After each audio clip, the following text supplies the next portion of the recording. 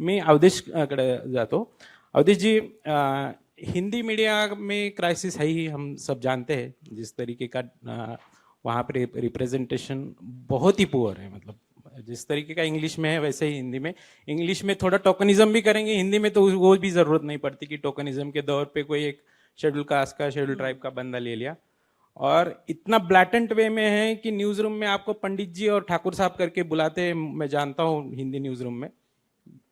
तो इस तरीके के सिनेरियो में आपको कितना सीरियस लगता है कि वहां पे डाइवर्सिटी होना नहीं होना किस तरीके से अफेक्ट करता है हिंदी जर्नलिज्म को? आवाज आ रही है? जब जर्नलिज्म के पेशे में आया तो जब पढ़ाई कर रहा था, मैं माखनलाल चतुर्वेदी यूनिवर्सिटी से मेरी पढ़ाई हुई, तो मुझे लगता था जब पढ़ रहे थे तो किसी शोषित की, पीड़ित की कहानियां लिखेंगे, कुछ ऐसा लिख दें कि किसी को कुछ फ़ायदा हो जाए. तो शुरुआत में ये सब रहा. और कई ऑर्गेनाइजेशन के लिए मैंने फ्री में काम किया, पैसे भी नहीं मिले, कि मतलब कहीं छप जाए और किसी का भला हो जाए. तो पापा गवर्नमेंट जॉब में तो कोई दिक्कत आ नहीं रही थी, लेकिन अब आके लग रहा है कि मतलब उनकी कहानियां कहने के साथ साथ हमें अब इस चीज़ की भी लड़ाई लड़नी पड़ रही है कि हमारे लोग कहाँ हैं इंडस्ट्री में, क्यों गायब हैं वो. तो यही बातें हैं कुछ जो मैं आगे जोड़ना चाहता हूँ कि जब हम दलितों की बात करते हैं या ओबीसी की बात करते हैं, मुसलमानों की बात करते हैं, आदिवासी की बात करते हैं, तो इंडस्ट्री में कहीं नहीं दिखाई देते हैं. उसकी एक मेन वजह यह है कि जब एक पैनल बैठता है या हमारा सीवी मंगवाया जाता है, उस पर लिखा तो होता नहीं है कहीं कि कौन किस कम्युनिटी का है और कौन है क्या है. लेकिन जब हम वहाँ एंट्री करते हैं तो हमारे नाम तो पता कर लिया जाता है कि ये कौन है. कई बार नाम से भी पता नहीं चलता, क्योंकि मेरे नाम के आगे अवधेश कुमार है, तो कुमार से पता नहीं चलता है कौन है. अब कुमार का कैसे पता चले भाई ये कौन सा वाला है, कौन सा वाला कुमार है. तो वो कोशिश करते हैं कि मेरे साथ कई बार हुआ, जैसे मेरे इंटरव्यू में ही तो बड़े संपादक थे, उनको मतलब देखते देखते उनको पढ़ते पढ़ते बड़े हुए, बड़े कॉलम उनके आते थे. तो मैंने कहा यार इतना अच्छा सब लिखते हैं, दलितों पे लिखते हैं, मुसलमानों पे लिखते हैं, तो ऐसी कोई बात होगी नहीं. लेकिन जब वहाँ पहुँचे तो उन्होंने पूछ लिया कि अच्छा अवधेश कुमार कहाँ से हैं आप? सर मैं उत्तर प्रदेश का एक ज़िला है अमरोहा, मैं वहाँ से हूँ. अच्छा वहाँ तो जाट बहुत रहते हैं? तो मैंने कहा हाँ सर रहते तो हैं जाट. तो बोले अच्छा. अब उनको इससे तो पता चला नहीं, मैंने बताया तो है नहीं इनका मैं जाट हूँ, कौन हूँ. तो बोले अच्छा जाट तो बहुत हैं. हाँ आप भी जाटी हैं क्या? तो मैंने कहा नहीं सर मैं तो नहीं हूँ. अब इससे भी पता नहीं चला. तो बोले लगते तो ऐसे ही हैं. मैंने कहा अच्छा. फाइनली उसने मतलब ये पूरी कोशिश की जानने की ये कौन है. मैंने कहा मैं जाट नहीं हूँ, जाटव हूँ. अच्छा अच्छा बढ़िया, तुम बढ़िया काम करो यहाँ, और जो है अंदर जो है ये पांडे जी हैं, इनसे मिलो और ये तुमको काम बताएंगे, आज तुम्हारा पहला दिन है. मैंने ठीक है. अब वहाँ गए तो मेरे काम को देखते हुए मुझे जो है एम्प्लॉय ऑफ द मंथ का अवार्ड दिया गया पहले महीने. बड़ी खुशी हुई. शायद तब तक मेरे संपादक को नहीं पता था, मतलब उनको पता था बड़े वालों को, लेकिन जिनके अंडर में काम कर रहा था उनको नहीं पता था. तो बड़ी खुशी हुई. दूसरे मंथ भी ऐसे ही हुआ और सीनियर पोजीशन पे मैं गया था, सबसे कम उम्र का था. ये है बात 5-6 साल पुरानी. तो मतलब सबसे कम एज का, और मैं सीनियर था, वहाँ टीम लीड करता था न्यूज़ टीम.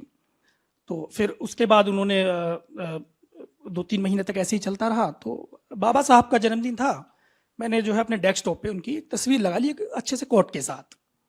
यहाँ से शुरुआत हुई. तो मैं अपनी शिफ्ट पूरी करके चला गया घर पे. तो जब मैं वहाँ अगले नेक्स्ट डे आया ऑफिस में, तो मैंने देखा कि वहाँ बाबा साहब की जगह मोदी की तस्वीर लगी थी. तो मैंने कहा यार तो ये क्या हुआ. मैंने फिर वो बदल दी. खैर ये सब चला, मुझे उससे कुछ लेना देना था नहीं. अब एक दिन नाइट शिफ्ट मेरी लगी थी, तो यहाँ से शुरुआत हुई. सर मैं आपको बता रहा हूँ कि कैसे चीज़ें खराब होती. यहाँ से शुरुआत हुई. फिर उसके बाद एक लड़का शाम नाइट शिफ्ट में था, तो एक दूसरे एम्प्लॉय को उसने ऐसी करा कि मतलब चूड़े चमारों वाली हरकतें कर रहा है। अब मैं वहाँ था तो मैंने कहा यार ये क्या बोल रहा है तू, और इसने ऐसा क्या कर दिया? तो बोला नहीं नहीं हम ये ऐसी हरकतें कर रहे हैं जैसे हमारे खेतों पे लोग जो है हमने रखे हुए हैं वो उस तरह की हरकतें करते हैं। मैंने उसको हड़काया, डांटा, बहुत बहस वहस हुई, खैर वो मामला निपट गया। तो बताने का मतलब ये है कि आपकी जो जाति है वो पीछा नहीं छोड़ती, आप किस बैकग्राउंड से ये पीछा नहीं छोड़ता। तो मैं उन्हीं पांडे जी की बात कर रहा था, धीरे धीरे उनको ये पता चल गया कि ये लड़का जो है दलितों की बात करता है, मुसलमानों की बात करता है, शोषितों की बात करता है, पीड़ितों की बात करता है। बोले ये जो है ये अपना आदमी नहीं है, कोई और आदमी है। उसको ये पूरा सेट हो गया मामला। अब मेरी आदत रही है कि मतलब जैसे मान लीजिए मेरा कोई सीनियर तो मैं उसको सर कह के बोलता हूँ, सम्मान देता हूँ अपने ऑफिस में। तो मेरे बॉस ने एक दिन मुझसे कहा कि तुमको इनको सम्मान नहीं देना है क्योंकि तुम्हारी एज में भले ये बड़ा है लेकिन पोजीशन में तुमसे छोटा है। तो मैंने कहा सर 1 साल हो गया इस संस्थान में काम करते हुए, अगर ये बात आपने पहले बता दी होती तो ठीक होता। अब कैसे मैं अचानक से एकदम जिसको मैं सर कहता आ रहा हूँ, सम्मान करता आ रहा हूँ, कैसे तू तड़ाक करने लगूँ एकदम अचानक से। खैर उसने मुझे वहाँ से मेरी जो है मतलब जो मैं न्यूज़ टीम लीड करता था, फिर उसने मुझे नाइट शिफ्ट में डाला।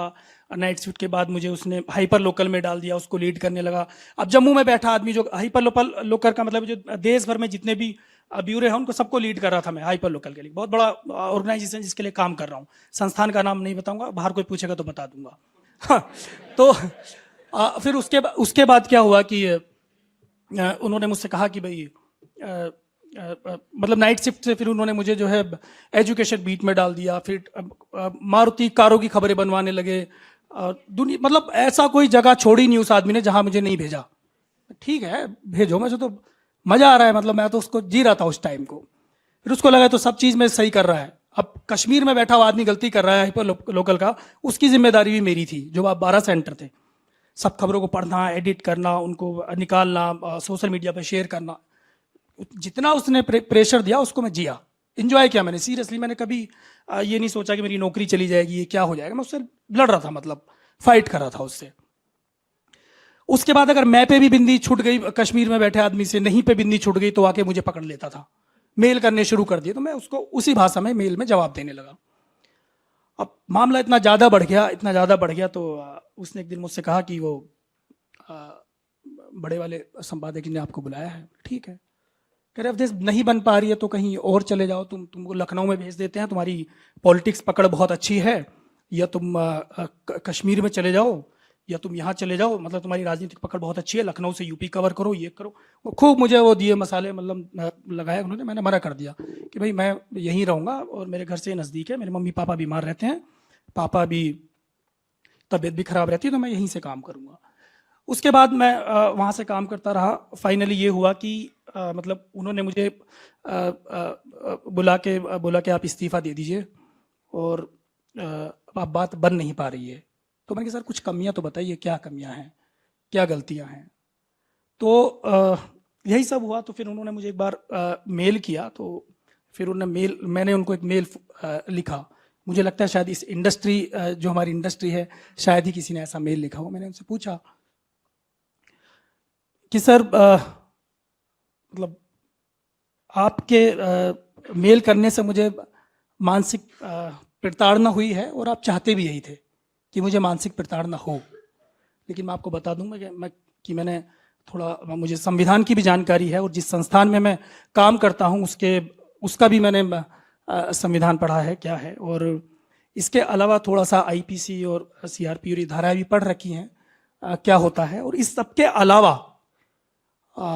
मेरे पास वो इस दफ्तर के बाहर वाला भी रास्ता है। तो हाँ, मैंने सब उनको बता दिया। अब उसके बाद मैंने, आप यकीन नहीं करेंगे, उस 1 साल मैंने उस ऑर्गेनाइजेशन में और काम किया। मेरी कभी उस संपादक से कोई बात नहीं हुई, कभी भी। और जब मैं आया तो अपनी मर्जी से आया, और जो बड़के वाले संपादक थे उन्होंने मुझे बहुत रोकने की कोशिश की। मैंने कहा सर अब नहीं रुक पाऊंगा, मैं तो जाना पड़ेगा। फिर मैं आ गया। मैं आपको बता दूं कि मैंने शुरुआती 6 साल में 8 नौकरियां बदली, और वो इसलिए नहीं बदली कि मुझे अपना पैसा बढ़ाना था, मैंने इसलिए बदली कि मुझे परेशान किया जा रहा था, मुझे काम नहीं करने दिया जा रहा था। मैं कोई खबर लिखता था, कहीं के लिए आइडिया देता था तो मतलब उसको ड्राफ्ट करवा दिया जाता था, रोक दिया जाता था, ये सब चीज़ें थी। कई बार लड़ झगड़ के, मैं बाईलाइन वाइलाइन का कभी शौक नहीं रहा, मैंने कई बार लड़ झगड़ के मतलब स्टोरी पब्लिश कराई, तो फिर उसके बाद बीबीसी ने उसे फॉलो किया, तो तब उनको लगता था अच्छा है तो बहुत अच्छी रिपोर्ट थी यार, तुमने वो नहीं बताया। खैर, तो ये चीज़ें हैं, और ये अच्छी बात है कि हम दिल्ली में और पुणे जैसे शहर में इन सब बातों को कर रहे हैं यहाँ पर बैठकर। लेकिन इसके बावजूद मुझे लगता है कि चलिए तो ठीक है, दिल्ली में और यहाँ पर बातें हो रही हैं, लेकिन यहाँ से भी ज़्यादा बुरी स्थिति जो रूरल एरियाज़ है वहाँ की है। आप जो है यूपी के किसी गांव में चले जाइए, इसके अलावा किसी गांव में चले जाइए, आपको कोई ना जो है गिनती के आदिवासी, मुस्लिम, दलित रिपोर्टर नहीं मिलेंगे। मैं हाल ही में बांदा गया, बांदा में एक दलित महिला का शव बरामद हुआ, उसकी 3 पार्ट्स में जो है शव मिलाकर किसी को जानकारी हो उस खबर की, बांदा की, तो उसकी गर्दन अलग थी, हाथ अलग था। तो अभी मैं स्टोरी करने गया था, वहाँ पर मैंने देखा कि उस परिवार से मिला जो पीड़ित परिवार था, जिन्होंने उस लड़की के महिला के साथ ये सब किया, उस परिवार से भी मिला।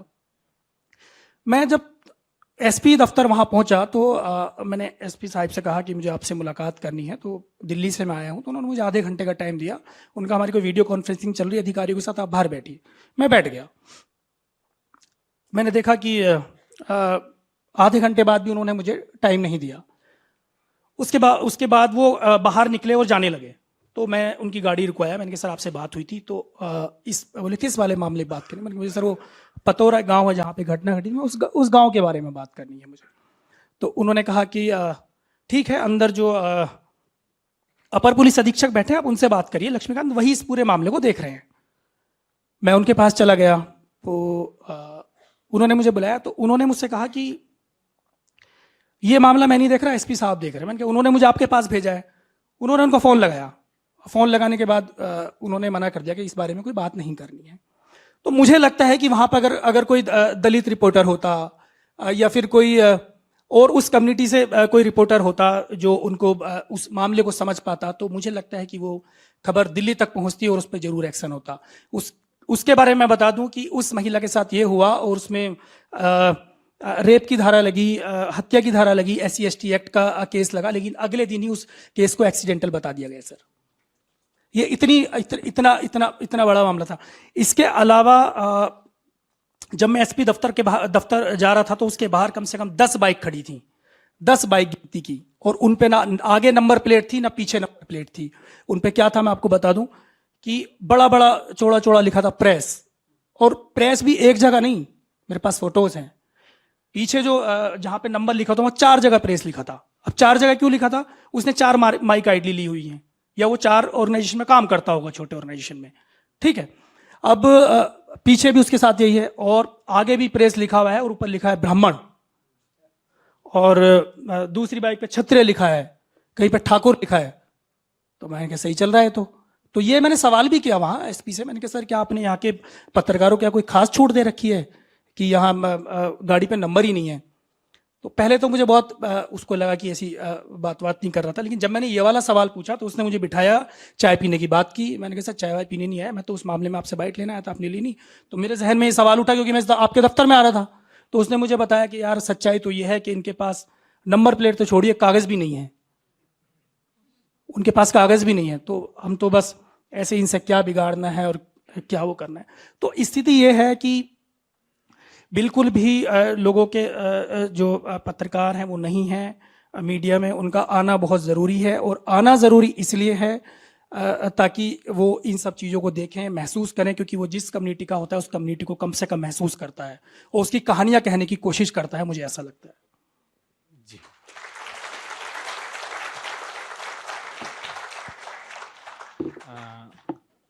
आपको कुछ बोलना है? हाँ बोलिए। हाँ, मुझे बस एक बात कहनी थी जो हिना ने कही, और भी, और वो बात बार बार आती है कि आप जिस समुदाय से आते हैं उसके अलावा भी बहुत सारे इश्यूज होते हैं जिस पर लिखें और दूसरे दूसरे कम्युनिटीज़ के लोग दूसरे दूसरे इश्यूज़ पे लिखे। सैद्धांतिक तौर पर इसमें मुझे कोई परेशानी नहीं है, बल्कि ये एक आइडियल सिचुएशन है कि ऐसा होना चाहिए।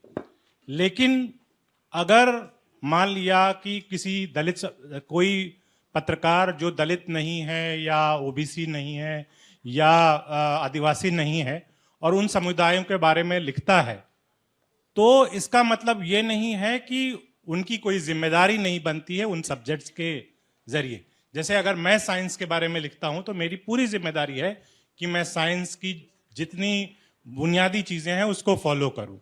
तो ऐसा नहीं है कि अगर कोई मुस्लिम के बारे में लिखता है और उसमें गलती करता है तो मुझे एज ए मुस्लिम उस पर सवाल करने का कोई हक नहीं होता, क्योंकि कई दफा ये एक दोधारी तलवार के तौर पर इस्तेमाल किया जाता है और एकदम डुअल गेम होता है, जिसमें कहा जाता है हमने कहा तो था कि तुम लिख दो लेकिन तुमने नहीं लिखा। तो फिर तो मैं कह रहा हूं उसके साथ साथ जिम्मेदारी फिक्स करने की भी जरूरत है। हाँ, ये नहीं कि अगर मैं स्टॉक एक्सचेंज पर लिखना चाहता हूं या मुझे स्टॉक एक्सचेंज के बारे में लिखने के लिए कहा गया है तो ये मेरी accountability, I should be accountable, held accountable, that it should be factually correct. It should follow the basics of the say journalism. तो ये चीज बहुत इंपॉर्टेंट है, अदरवाइज ये मतलब वो फुटबॉल जैसा हो जाता है और जिम्मेदारी तय नहीं हो पाती और उससे और प्रॉब्लम क्रिएट होता है। जी।